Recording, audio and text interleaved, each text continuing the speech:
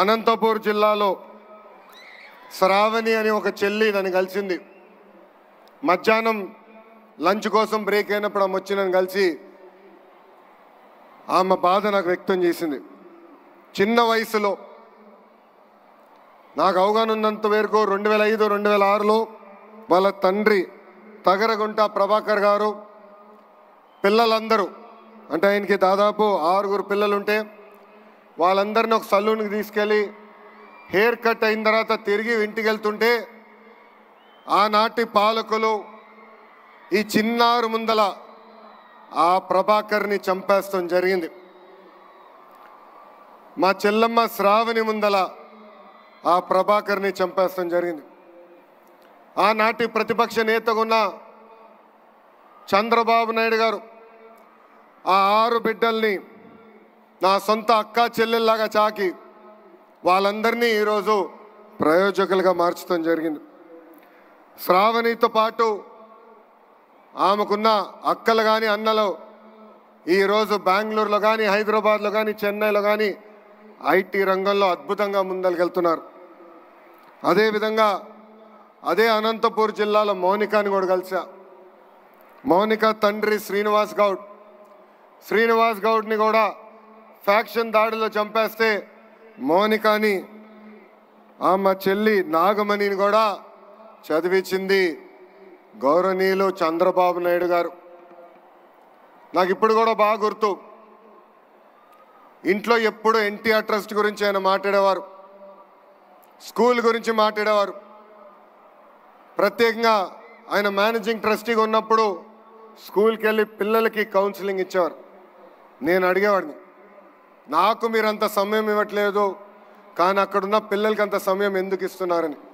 అప్పుడు ఆయన ఒక మాట చెప్పారు, ఫ్యాక్షన్లో ఎవరన్నా చనిపోతే కుటుంబ సభ్యులందరూ ఒక ప్రతిజ్ఞ తీసుకుంటారు, చంపిన వాళ్ళని తిరిగి చంపాలని. దానికి నేను ఫుల్ స్టాప్ పెట్టాలనుకున్నాను, అందుకే ఆ పిల్లలకి నేను స్వయంగా కౌన్సిలింగ్ ఇస్తున్నానని చెప్పిన వ్యక్తి చంద్రబాబు నాయుడు గారు.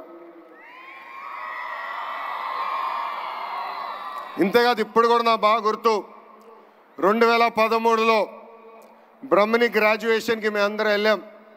అమెరికాకి వెళ్ళి తిరిగి వచ్చే సమయంలో మేము న్యూస్లో చూసాం ఉత్తరాఖండ్లో వరదలు బాగా వచ్చినాయి, అక్కడికి వెళ్ళిన ప్రయాణికులందరూ చిక్కుపోయారని.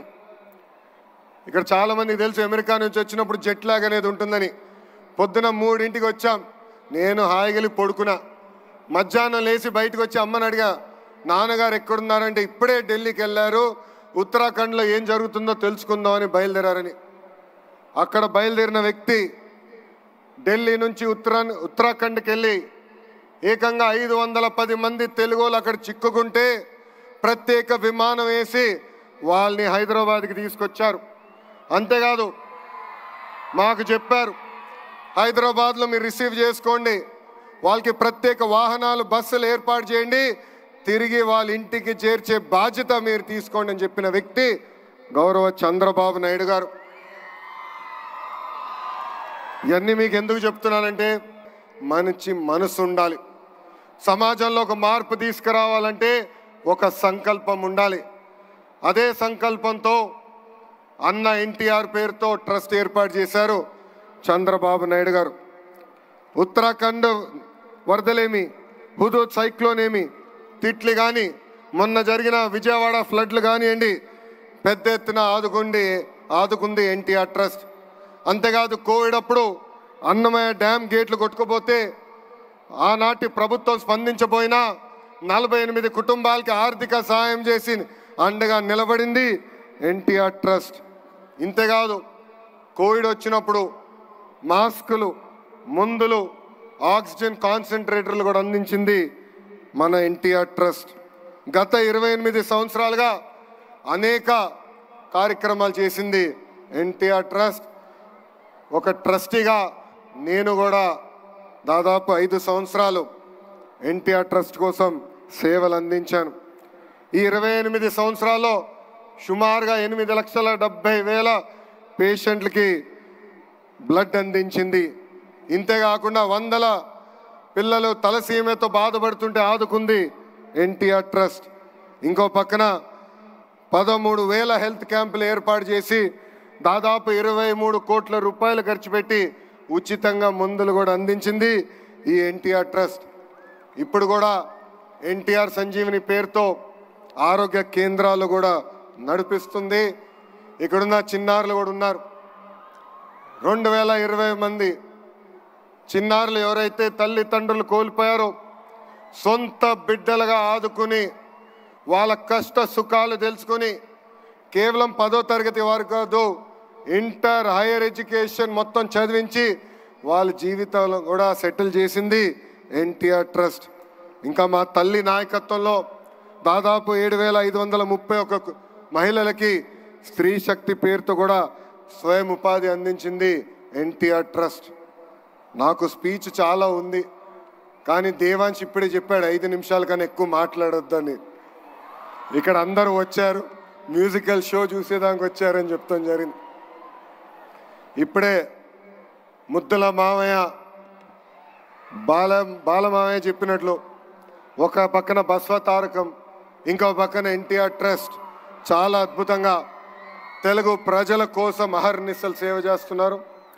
ఇంత అద్భుతమైన అవకాశం, ఇంత చక్కటైన అవకాశం ఆంధ్ర రాష్ట్ర ప్రజలు మా కుటుంబానికి ఇచ్చినందుకు జీవితాంతం మేము రుణపడి ఉంటాం. ఇంతేకాదు రాబోయే రోజుల్లో ఎన్టీఆర్ ట్రస్ట్ మా తల్లి భువనేశ్వరి నాయకత్వంలో పెద్ద ఎత్తున బ్లడ్ బ్యాంకులు కూడా ఏర్పాటు చేస్తాం. నేను అహర్నిశలు వాళ్ళు చెప్తున్నా, బ్లడ్ రీసెర్చ్ ఇన్స్టిట్యూట్ కూడా ఏర్పాటు చేస్తాం.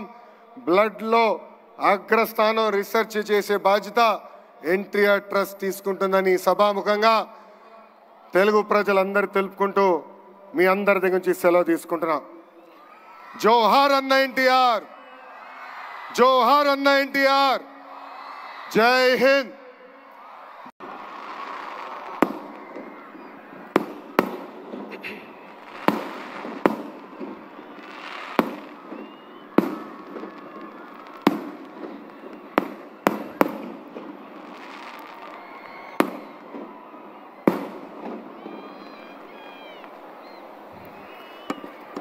గౌరవ ముఖ్యమంత్రి చంద్రబాబు నాయుడు గారికి,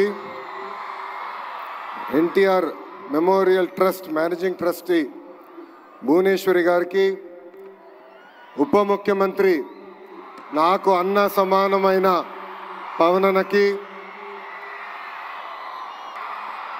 ఈ ఈవెంట్ హీరో నా మిత్రుడు తమన్ గారికి, ప్రజాప్రతినిధులు, ఇక్కడ విచ్చేసిన విద్యార్థులందరికీ పేరు పేరున నా హృదయపూర్వక నమస్కారం. తలసీమియా బాధ్యతల సాయం కోసం చేపట్టిన ఈ కార్యక్రమానికి అనేక మంది దాతలు రూపాయి నుంచి లక్షల్లో సహాయం చేసినందుకు మీ అందరికీ మేము రుణపడి ఉంటాం. ఎన్టీఆర్ ట్రస్ట్ అంటే చిరునవ్వు, ఎన్టీఆర్ ట్రస్ట్ అంటే ఒక భరోసా, ఎన్టీఆర్ ట్రస్ట్ అంటే ఒక నమ్మకం.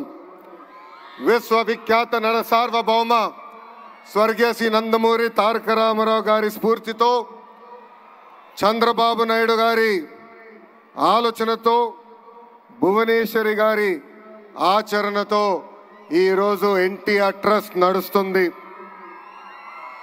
1995లో ఒక అడుగుతో మొదలైన ఎన్టీఆర్ ట్రస్ట్ అహర్నిశలు తెలుగు ప్రజలు ఎక్కడున్నా వాళ్ళకి అండగా నిలబడింది. విద్య, వైద్యం, స్వయం ఉపాధి, అదేవిధంగా ప్రకృతి వైపరీత్యాలు వచ్చినప్పుడు తెలుగు ప్రజలకి అండగా నిలబడింది ఎన్టీఆర్ ట్రస్ట్. స్త్రీ శక్తి పేరుతో వేలాది మహిళలు కూడా స్వయం ఉపాధి అందిస్తుంది ఈ ఎన్టీఆర్ ట్రస్ట్. ఇక్కడున్న మీ అందరు తెలుసు, 226 రోజులు 3132 కిలోమీటర్లు నేను పాదయాత్ర చేశా. ఆ యువగలం పాదయాత్రలో అడుగడుగున ఎన్టీఆర్ ట్రస్ట్ చేసిన కార్యక్రమాలు కానివ్వండి, లేదంటే ఎన్టీఆర్ ట్రస్ట్ వల్ల బాగుపడిన పిల్లలు నన్ను స్వయంగా కలిశారు. దాంట్లో మీకు కొన్ని ఉదాహరణలు నేను ఇవ్వాలి.